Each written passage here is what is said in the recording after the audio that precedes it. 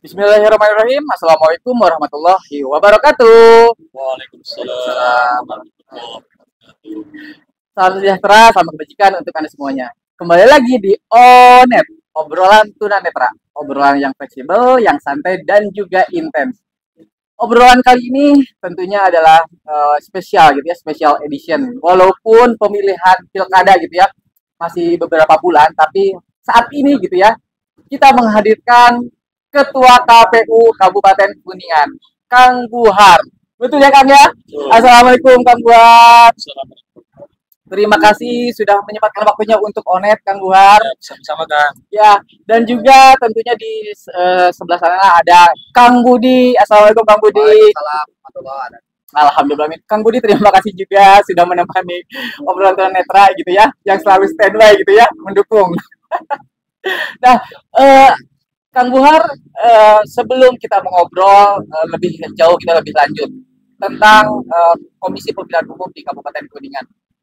Kang Buhar itu basically atau kegiatan sehari-hari ini saat ini apa Kang? Selain sebagai Ketua KPU.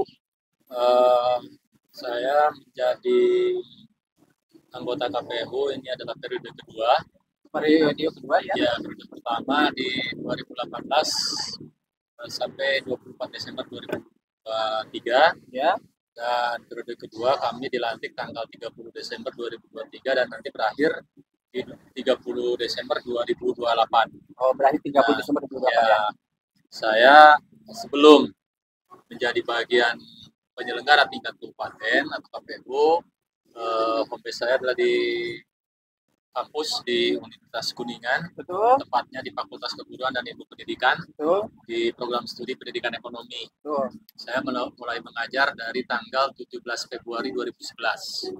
Nah, tentu sebelum menjadi bagian dari penyelenggara tingkat kabupaten, saya waktu masih masa kuliah, saya menjadi bagian penyelenggara tingkat kecamatan.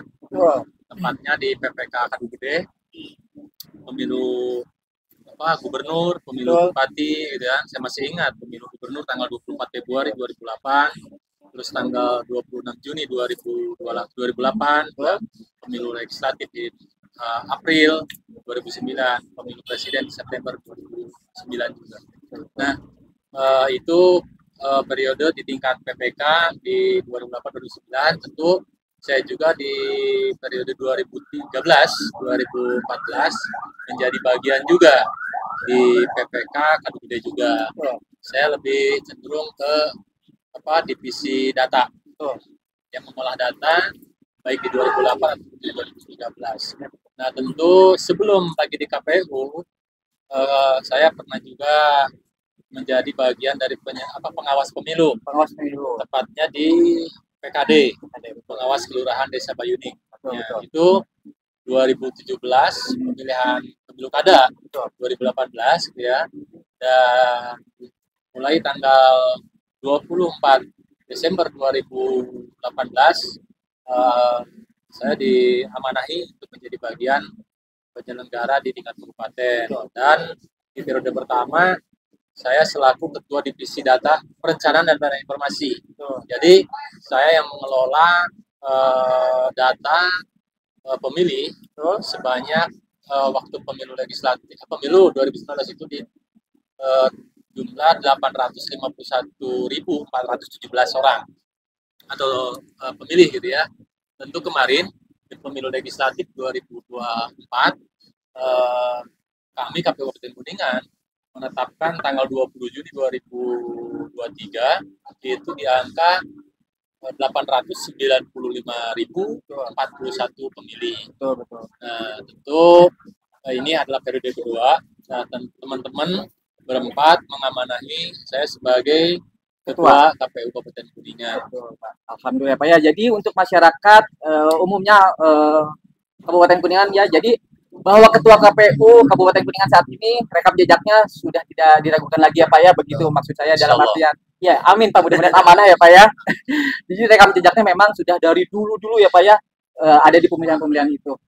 Sebelum kita melanjutkan obrolan juga Pak, saat ini alhamdulillah kita acara kita didukung oleh Domo Coffee and Space lalu juga didukung oleh komunitas bisnis Kuningan KBK gitu ya Pak ya, low profile high profit, dan juga didukung sponsori oleh Pijat Adani gitu ya Pak. Jadi untuk seluruh anggota KPU Kabupaten Kuningan itu mendapatkan spesial gitu ya Pak, dengan harga Rp40.000. Anggota KPU semuanya bisa dipijit gitu ya Pak. Dan nanti insya Allah penghasilannya 10%-nya akan disumbangkan ke Rumah Sedekah Tunanetra gitu ya Pak ya. Amin, mudah-mudahan bermanfaat ya Pak ya untuk KPU. Jadi kalau pusing, pegel gitu ya, nanti ada Kang Dani ya Pak ya. Nah Pak, tema kali ini adalah KPU siap, calon bupati cakap, dan masyarakat sigap. Itu. Pak, KPU sejauh ini persiapan KPU saat ini apa Pak? Kemarin saya kan melihat di beberapa media sosial Kabupaten Kuningan, KPU sudah meluncurkan sebuah maskot ya Pak ya, yaitu Pika dan Piku. Nah, saya mau ke maskotnya dulu nih Pak. Kenapa ada Pika dan Piku? Begini, sebelum kita tetapkan ya sebagai pemenang sayembara, tentu kami di bulan April, maaf boleh kurang kencang sedikit Pak? Di bulan April, kami KPU Kabupaten Kuningan melakukan sayembara kepada seluruh warga masyarakat Kabupaten Kuningan untuk ikut andil atau ikut bagian sebagai peserta untuk sayembara, baik itu jingle dan juga maskot. Nah, ada 8 maskot atau ada 8 maskot yang menyampaikan ke kami gitu ya, yang ikut untuk diundi atau di tes oleh tim penilai atau tim juri gitu ya. Karena ada pihak-pihak luar juga yang menjadi bagian juri itu sendiri, tidak melulu atau tidak murni oleh penyelenggara KPU gitu. Ada pihak akademisi, ada pihak budayawan yang emang memiliki komposisi mumpuni untuk menentukan maskot dan juga jingle. Kami kemarin memutuskan maskot itu Pika dan Piku. Nah, tentu Pika dan Piku ini juga menggambarkan sebuah barang yang memiliki sejarah panjang lah di Kuningan ini, yaitu bokor. Ya, kalau kita atau Kang Budi atau Kang Dani gitu ya, ataupun siapapun warga masyarakat Kuningan yang pernah melihat atau membaca buku Babat Tanah Cirebon, itu kan ada sejenis bokor gitu ya, yang tentu menjadi salah satu ciri Kabupaten Kuningan. Selain kuda kan, selain kuda ada bokor yang kita lihat juga di lampu merah hijau itu kan ada bokor kan ya. Nah, kita mencoba untuk membuka kembali sejarah Kuningan ini, ada kaitan dengan bokor itu sendiri. Karena apa? Kita juga untuk mengenalkan ke generasi Gen Z gitu. Karena generasi Gen Z ini kan, mohon maaf, untuk sekarang berbeda dengan masa-masa saya dulu gitu kan. Saya termasuk generasi kaum kolonial. Ya, kalau generasi Gen Z ini kan generasi milenial gitu kan. Ya, kita kan tidak mengenal HP gitu kan. Tidak mengenal paling banter mainan Jimbot itu. Itu paling dingdong. Nah, dingdong gitu di plaza gitu. Nah, jadi gini, dengan komposisi bokor ini yang memiliki nilai spiritualitas gitu ya. Karena ini juga yang membawa sejarah, ada peradaban Islam yang dibawa oleh Kanjeng Sunan Syekh Syarif Hidayatullah atas Sunan Gunung Jati yang di Kuningan ini gitu kan. Mudah-mudahan ya, tujuan kami dengan melambangkan Pika-Piku dari bokor ini setidaknya mengenalkan juga ke generasi Gen Z gitu kan. Bahwa ada nilai sejarah dan spiritualitas yang cukup tinggi bokor ini. Nah, tentu perlu diketahui bahwa Pika dan Piku ini memiliki arti. Pika pikeun anjeun, Piku pikeun Kuningan. Tentu kita bagaimana dengan pemilu kada ini ingin menanjurkan Kuningan seutuhnya gitu kan. Ya, mudah-mudahan nanti di tanggal 27 Februari semua warga masyarakat Kabupaten Kuningan yang sudah tercatat atau terdata dalam daftar pemilih tetap gitu kan, semoga bisa datang untuk ke TPS masing-masing untuk menyalurkan aspirasinya, gitu kan? Karena tanpa dukungan dari masyarakat Kabupaten Kuningan yang sudah tercatat di dalam daftar pemilih tetap, maka persentase pemilih pun akan rendah. Tuh sejarah kenapa Pika dan Piku gitu ya. Jadi ambil ya. Itu tujuan utamanya adalah untuk nanjirkan Kuningan. Jadi perlu diketahui juga bahwa kenapa memunculkan sejarah Pika Piku itu sendiri kan. Ini juga kita melanjutkan titah dari KPU Provinsi. KPU Provinsi ini kan juga tentu dengan tema inisiasi budaya, dengan tagline-nya gemilang, gembira memilih langsung, gitu kan. Jadi mari, tentu dengan gembira memilih langsung bagi seluruh warga masyarakat Jawa Barat, gitu kan. Tentu diharapkan juga ada giroh dari semua warga masyarakat yang sudah tetap dalam DPT memiliki giroh untuk bagaimana memajukan Kuningan. Ya, seperti itu Kang Dani. Ya, kemarin juga dilaksanakan tanggal 2 Juni apa ya? Kalau tidak salah. 2 Juni itu adalah peluncuran apa tak? Peluncuran pemilihan pemilu kada atau pemilihan kepala daerah dan bupati dan wakil bupati. Jadi dalam momentum tanggal 2 Juni kemarin itu kita mengenalkan ke semua masyarakat Kabupaten Kuningan, tidak terkecuali gitu kan. Semua masyarakat Kabupaten Kuningan kita informasikan bahwa pada tanggal 2 Juni menjadi titik awal atau titik tolak bagaimana untuk suksesi pemilu kada di 2024. Amin. Dengan melalui peluncuran pemilu kada sesuai dengan perintah dari KPU Provinsi, KPU RI gitu. Sampai saat ini Pak, KPU sendiri itu ya, khususnya di Kabupaten Kuningan, persiapannya itu sejauh mana Pak? Apakah terus terang aja Pak ya, kalau pemilihan presiden kemarin kan ya Pak ya, banyak lika-likunya ya Pak ya, banyak dramatis gitu ya Pak ya. Nah, apakah KPU Kabupaten Kuningan saat ini tidak merasa ketakutan gitu akan hal tersebut? Atau optimis bahwa insya Allah pilkada sekarang di Kuningan aman gitu? Pertama, kita emang harus optimis. Betul. Kita harus optimis. Kenapa harus optimis? Kita sudah membentuk badan info. PPK, PPS sudah kita bentuk. Betul. PPK ada 160 orang di 32 kecamatan. Betul. Ada 96 sekretariatan di 32 kecamatan. Betul. Kita juga sudah siapkan 1.128 PPS di 376 desa kelurahan. Begitu juga sekretariatan. Betul. Di sama 1.128 karena masing-masing desa baik PPS dan PPK adalah 3 PPS dan sekretariat adalah 3 orang. Nah, kita udah siapkan itu. Nah, tentu setelah kita siapkan badan elefnya, kita juga untuk menuju persiapan kaitan dengan data pemilih. Nah, kemarin tanggal 31 sebelum peluncuran, kami diundang oleh KPU Provinsi. Ya, betul. Untuk menerima daftar pemilih potensial pemilihan pemilu atau DP4 gitu kan. Nah, kami juga sebelumnya adalah sudah merencanakan bahwa KPU Kabupaten Kuningan sudah merencanakan 2.618 TPS di 376 desa kelurahan di 32 kecamatan gitu kan. Tentu dengan turunnya DP4, nah kami juga diperintahkan untuk melakukan pemetaan TPS. Setelah dibentuk PPK, kita melakukan pemetaan TPS. Dan insya Allah, walaupun rencana, kan kalau rencana boleh berbeda dengan kenyataan gitu kan.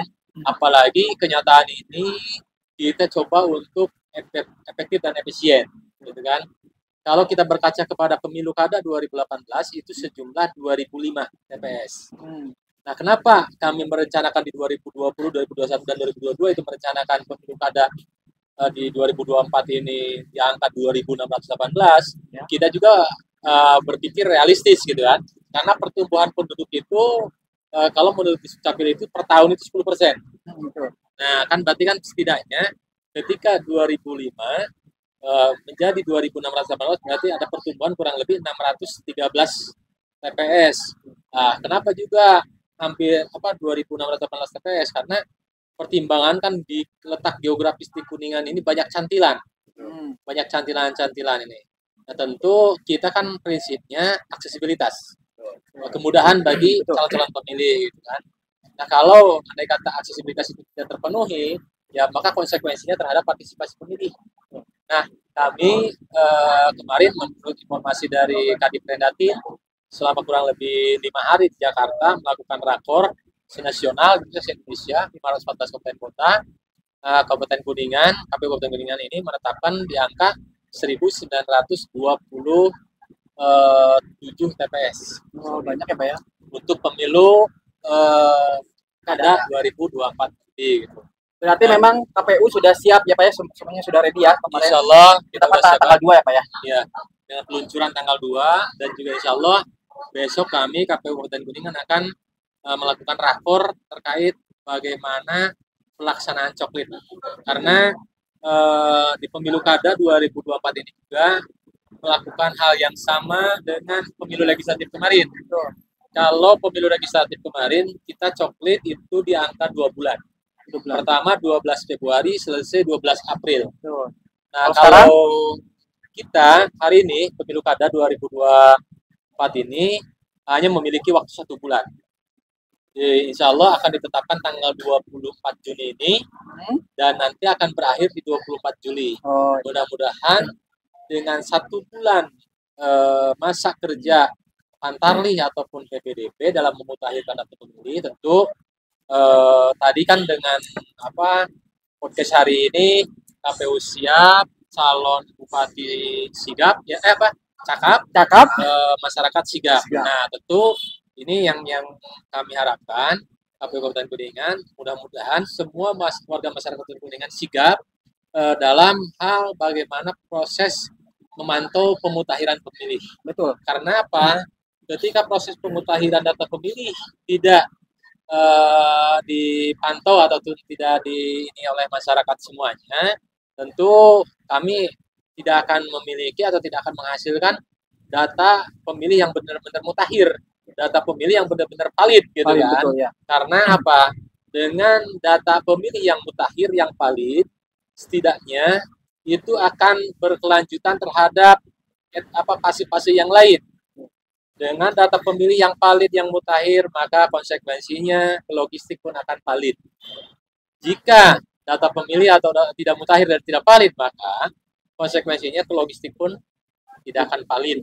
Juga, ya. Itu tentu kami mudah-mudahan dalam waktu 1 bulan ke depan, amin, semua masyarakat Kabupaten Kuningan yang sudah memiliki hak dipilih dan memilih, mudah-mudahan sigap sesuai dengan tema kali ini ya podcast kali ini. Betul. Ya, Pak, saya mau ke Pak Budi sebentar ya Pak ya. Kang Budi Pak Budi. Serasa di organisasi.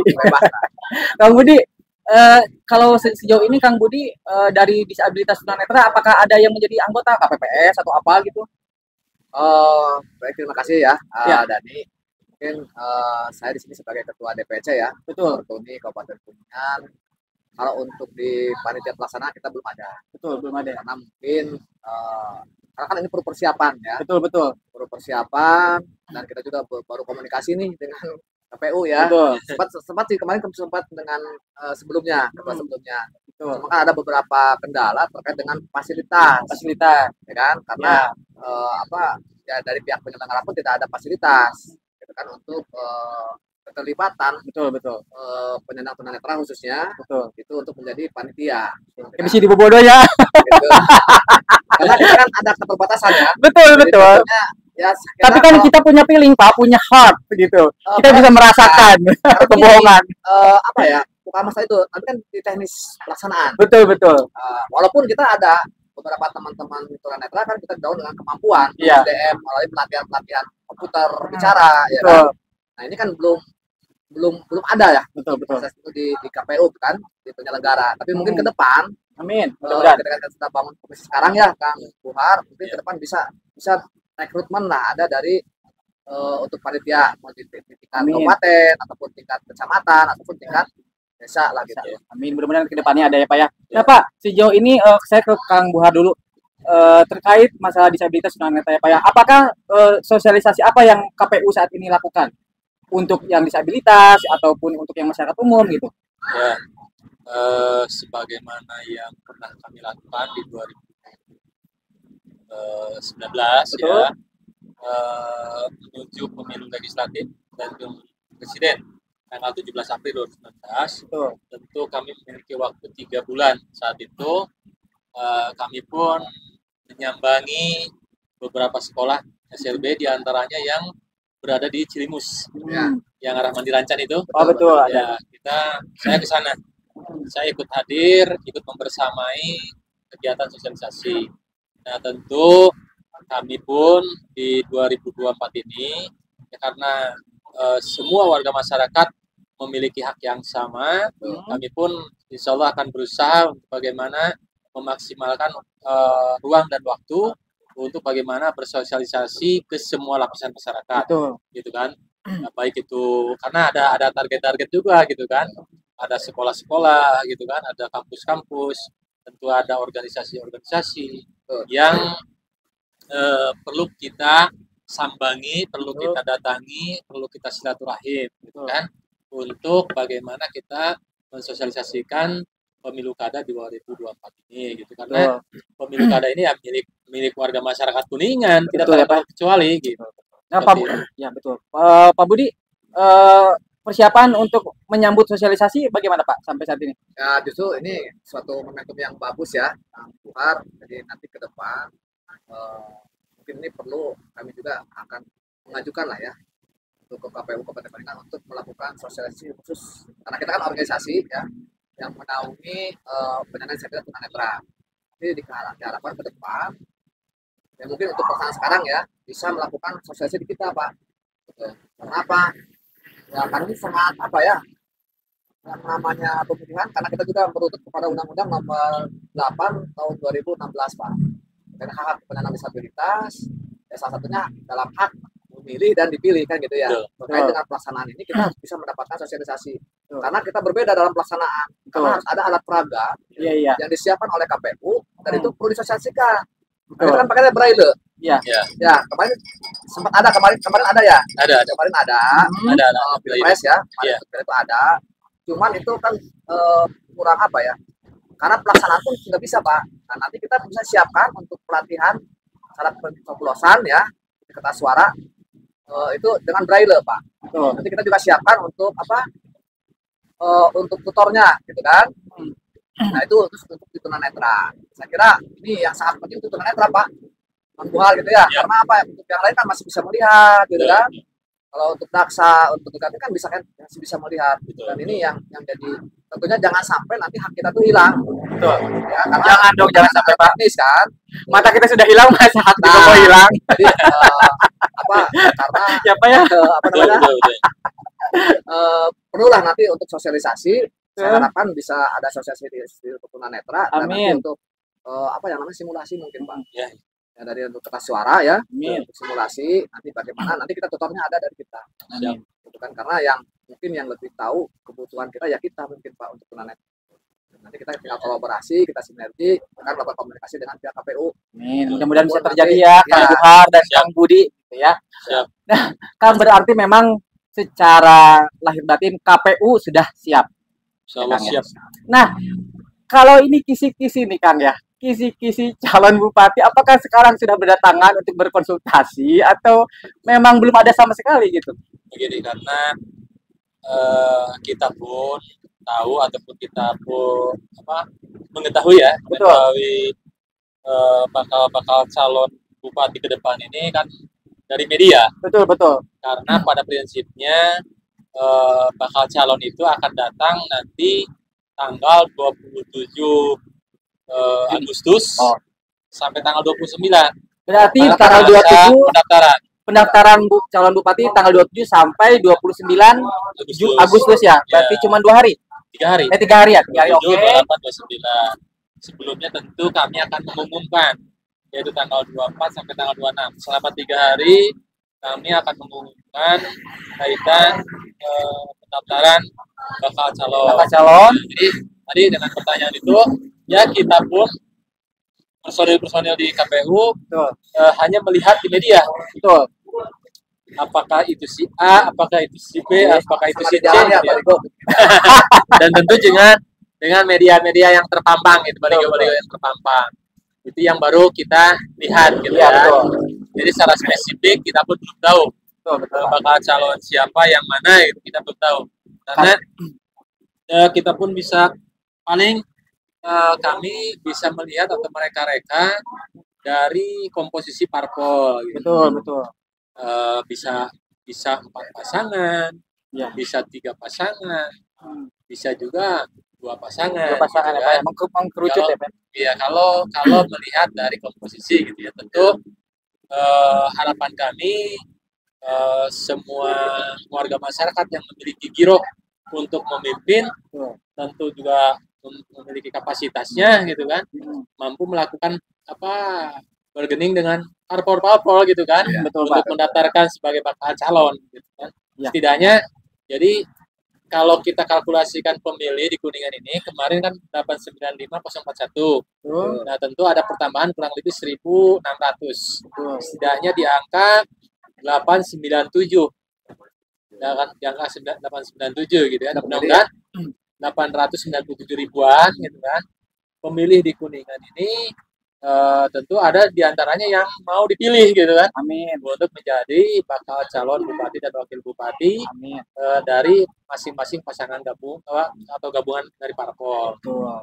Berarti memang sejauh ini memang KPU belum bisa ini ya Pak ya, karena memang pendaftarannya pun dibuka tanggal 27 sampai 29 Agustus 2024 ya Pak ya. Nah Pak, untuk menjadi bakal calon bupati Pak, tentunya ada yang dari independen, dari parpol, atau mungkin juga dari ASN ada ya Pak ya. Nah, kalau independen itu harus berapa? Gimana Pak? Bahasanya bukan independen, jadi calon perseorangan. Oh iya, perseorangan gitu. Ya, kalau calon perseorangan itu karena kita udah habis masa pendaftarannya gitu ya. Alhamdulillah di Kuningan tidak ada bakal calon perseorangan. Betul. Tadi berapa atau syaratnya untuk menjadi calon bupati dan wakil bupati dari jalur perseorangan itu sesuai dengan Undang-Undang 10 2016 ya, di pasal 41 ayat C, ayat 2 poin C gitu ya. Tentu harus menyerahkan syarat dukungan 7,5% dari jumlah pemilih di pemilu sebelumnya. Berarti berat juga ya Pak ya. 7,5% kali 895.041. Berarti di angka 67.129 orang KTP. Ya. Oh, jadi ya seseorang yang mau mencalonkan harus mengumpulkan identitas sebanyak 67.129. Gitu. Selain itu juga harus disertai dengan surat pernyataan dukungan. Betul. Misal Kang Budi dukung si Fulan.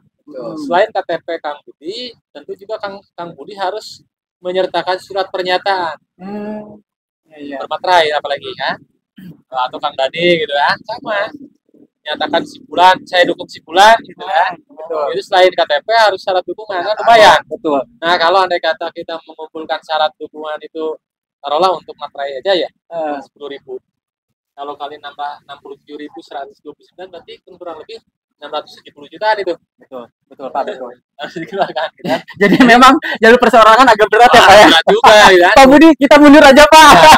Ngumpulin KTP ini harus di angka lebih dari 50% kecamatan. Oh iya betul Pak. Di Kuningan ini kan ada 32 kecamatan.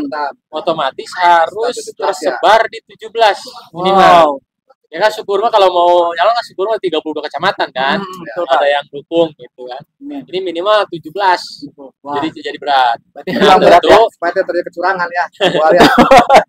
Karena bisa saja dengan dari manapun didapatnya gitu. Saja kan. Betul bisa. Kan sekarang kan tidak bisa sembarangan. Sebatas KTP-nya aja kan, kalau fotonya gampang. Iya susah ya Pak ya. Nah, tentu kalau bagi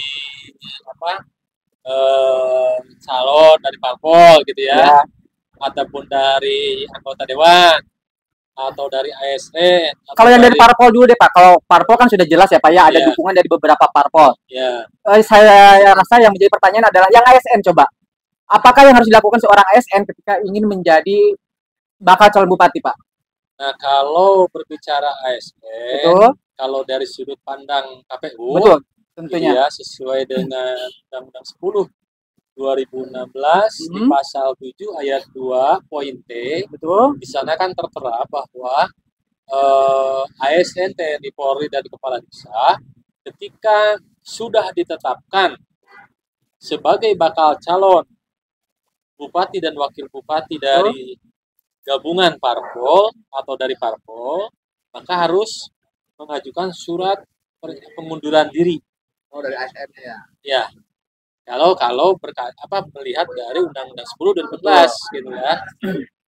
ASN ataupun TNI, Polri, Kepala Desa akan begini.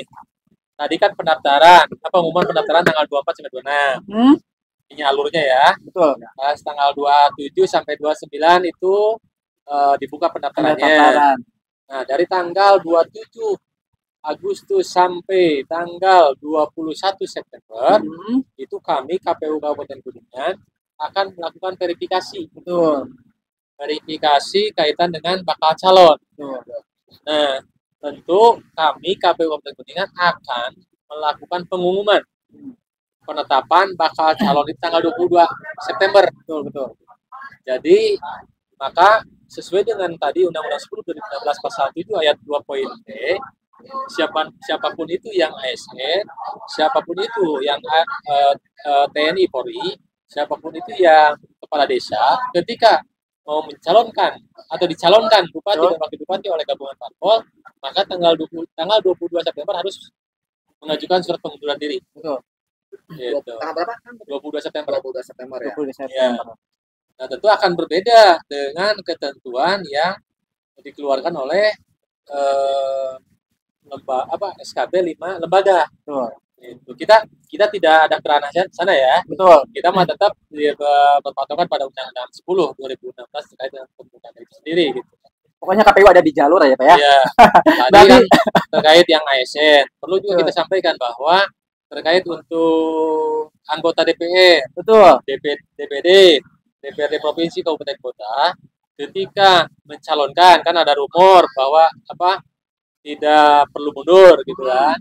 Nah, tentu sama sesuai dengan tadi Undang-Undang 10 2016 di pasal 7 ayat 2 poin S, itu juga harus mengundurkan diri sejak ditetapkan jadi bakal calon. Nah, tinggal kita lihat di anggota dewan atau peralihan atau pergantian gitu ya, atau penetapan atau dilantik anggota dewan Kabupaten Kuningan ini bulan apa atau tanggal berapa.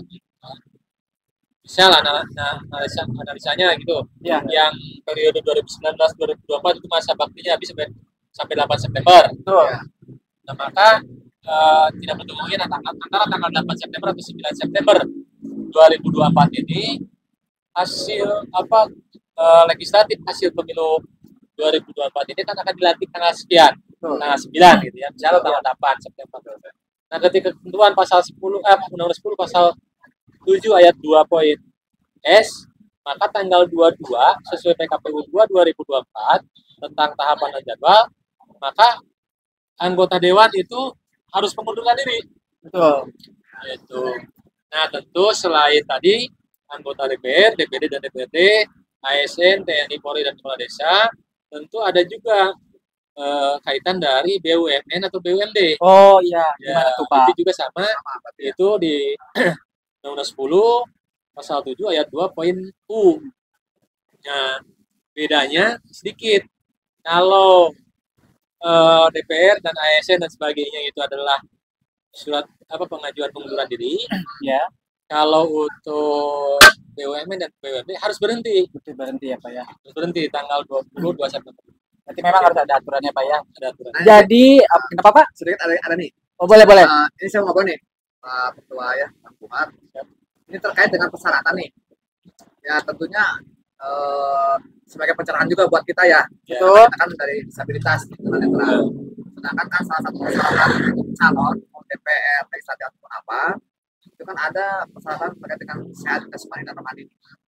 Nah, sedangkan kita di Undang-Undang Nomor 8 itu ada, ya kan, Undang-Undang Nomor 8 tahun 2016 tentang disabilitas itu untuk hak politik.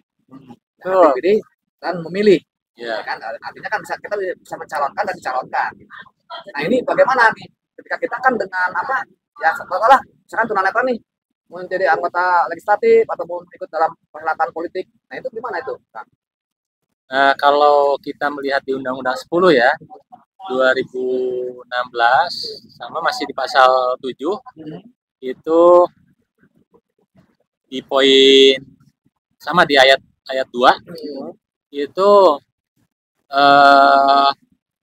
ini adalah bagian dari persyaratan bakal calon gubernur, wakil gubernur, bupati, wakil bupati, dan wali kota dan wakil wali kota ya.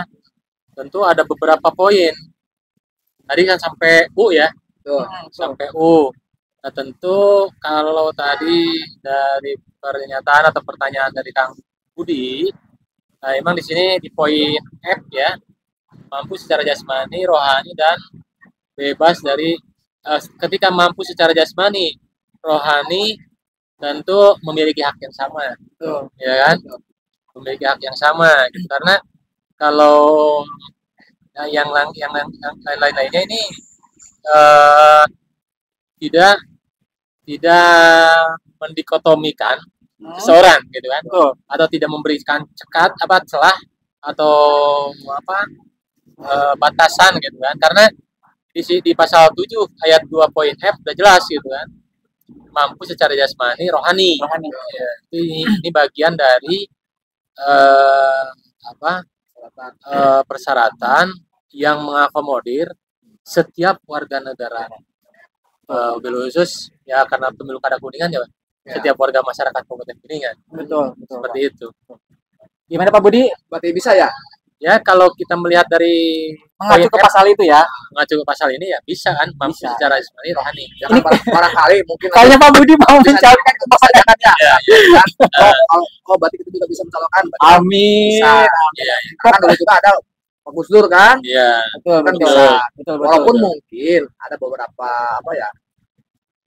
jangkauan keterbatasan. Ya kan? Tapi setidaknya kita juga kan bisa ada untuk proses ini mah kan bisa saja nanti ada pendampingan. Betul. Berarti bisa ya Pak ya intinya ya. Karena memang di aturan di undang-undangnya udah jelas gitu. Betul Pak. Semua warga masyarakat memiliki hak yang sama. Hak yang sama ya. Pokoknya untuk seluruh bakal calon Bupati Kuningan siapapun itu bertaatlah gitu ya Pak ya. Ulah capluk sana capluk sini. Jadi jangan saenake dewe. Ada aturannya berarti ya. Bertakwa kepada Tuhan yang Maha Esa. Jadi betul Pak. Takwa itu kan mendekati yang baik, jauhkan yang jelek kan. Betul. Jangan saya deh. Kita berarti kan Pak ya, KPU siap, bakal calon bupati tentu harus cakap gitu ya Pak ya. Nah sekarang ke masyarakat, Kang, apa yang akan harapkan untuk masyarakat kita? Tentu KPU Kabupaten Kuningan berharap ke semua masyarakat Kabupaten Kuningan dalam tahapan pemutahiran pemilih, semua masyarakat harus proaktif. Apabila menemukan keluarganya atau dirinya atau bahkan dirinya gitu kan belum terdaftar, jadi ketika dimunculkan setelah DP4 di proses coklit ada DPS tuh, daftar pemilih sementara. Nah kalau semua masyarakatnya sudah proaktif gitu kan, maka ketika dari DPS ke DPT itu akan ada perbaikan. Atau bahkan ketika masyarakat dalam proses pemutahiran ini proaktif, maka DPS juga bisa dikategorikan 99% itu bisa dijadikan DPT. Ketika semua warga masyarakatnya proaktif. Jangan sampai api lain, jangan sampai acuh tak acuh gitu ya. Ketika ada petugas kami Pantarlih atau PPDP datang berkunjung bersilaturahim ke rumah masing-masing warga masyarakat Kuningan, tentu yang kami tanyakan atau yang kami butuhkan adalah identitas keluarga, baik KTP dan KK. Itu menjadi bagian instrumen pelengkap untuk identitas seseorang bisa masuk ke dalam daftar pemilih. Sebelum dijadikan DPT, semoga DPS Kuningan atau masyarakat Kuningan bisa proaktif, bisa 99%. Jadi 1%-nya ketentuan Allah, kehendak Allah, dan ditetapkan di DPT gitu ya. Bisa jadi 100% DPT-nya gitu, mutakhir gitu, atau valid gitu lah. Amin. Itu ya satu lagi. Oh, boleh. Tanggal 27 November 2024 dengan apa yang tertera di DPT gitu kan. Semoga masyarakat Kabupaten Kuningan memiliki apa ya? Daya tarik untuk datang ke TPS dan melakukan pencoblosan gitu kan. Ada kalanya malas nih datang ke TPS gitu, tapi ketika memiliki daya tarik gitu kan, motivasi untuk datang ke TPS, berkunjung ke TPS dan melakukan pencoblosan di TPS, maka insya Allah bisa saja target kami 75%. Amin. Ketika aspirasi masyarakatnya cukup tinggi atau partisipasi masyarakat cukup tinggi, maka bisa saja di angka 90%. Amin. Nanti di TPS-nya ada apa ya biar masyarakat semangat, Pak? Ada makanan, ada amplop. Oh, jangan itu ya, jangan ya. Gak boleh itu ya. Itu calon. Yang jelas kalau di TPS pasti ada surat suara. Betul, pasti ya itu ya. Suara, ada bilik suara. Ada bilik suara. Ada petugas KPPS. Pulangnya ada apa? Pulang Bapak Narira. Oh, Bapak Narira. Pulangnya memiliki harapan besar. Betul, Pak. Amin. Yang dicoblosnya itu mampu mensejahterakan kita semua. Amin. Mudah-mudahan ya Pak, harapan Bapak tentunya dia harapan kita semua lah. Betul. Harapan kita semua sebagai warga masyarakat Kuningan. Betul, harapan kita semua ya Pak ya. Kuningan tetap kondusif. Amin. Masyarakatnya aman. Amin. Dari Pak Budi ada harapan Pak Budi untuk KPU sendiri? Mungkin untuk dari saya selaku ketua DPC ya. Betul. DPC Fortuni Kabupaten Kuningan, mungkin untuk sosialisasi tentang supaya bisa dilaksanakan. Dan ke depan mungkin ini tidak hanya KPU saja. Ya, semoga Bawaslu pun bisa podcast bareng kita. Amin. Mudah-mudahan nanti dijadwalin ya. Dari aspek pengawasan kan. Dan saya himbau kepada seluruh masyarakat supaya tetap menjaga kondusivitas untuk Kuningan ya. Amin. Karena pilihan siapapun yang terpilih itu bisa membawa Kuningan untuk kemakmuran dan kesejahteraan masyarakat Kabupaten Kuningan. Itu aja lah. Amin. Mudah-mudahan semua harapan kita ya Pak ya bisa terwujud laksana. Mudah-mudahan juga Pilkada Kabupaten Kuningan saat ini gitu ya memunculkan gitu ya seorang calon bupati yang kita harapkan semuanya Pak ya. Ulah beda pilihan jadi pepasangan. Seorang pasangan calon bupati dan wakil bupati. Betul. Mudah-mudahan semua calon-calon gitu ya bersemangat gitu ya. Pokoknya untuk untuk bakal calon mudah-mudahan semuanya cakap gitu ya, mengetahui atau menghadapi situasi kondisi masyarakat kabupaten saat ini ya. Mudah-mudahan juga bakal calon bupati Kuningan yang nanti akan dan wakil bupati yang akan mendaftar nanti tanggal 27 sampai 29 Agustus itu ya Pak ya. 29 Agustus bisa berjalan dengan baik ya Pak ya. Saya juga mendoakan dari sini. Dan untuk Bapak Kang ini siapa? Kang siapa nih, saya jadi lupa lagi Kang. Ini kalau ngomongin politik kenapa saya jadi itu ya? Bingung Bang ya. Tenang. Aduh, Kang siapa tadi? Kang Buhar ya. Kang Buhar ya. Kalau Kang Buhar pensiun. Kenapa? Ada Kang Bahar mah pensiun, jadi Kang Buhar. Kang Buhar ya. Kang Buhar itu pensiun. Udah meninggal pula kan Kang Bahar mah. Ceritanya ya. Pokoknya sukses terus ya untuk seluruh anggota KPU ya Pak ya.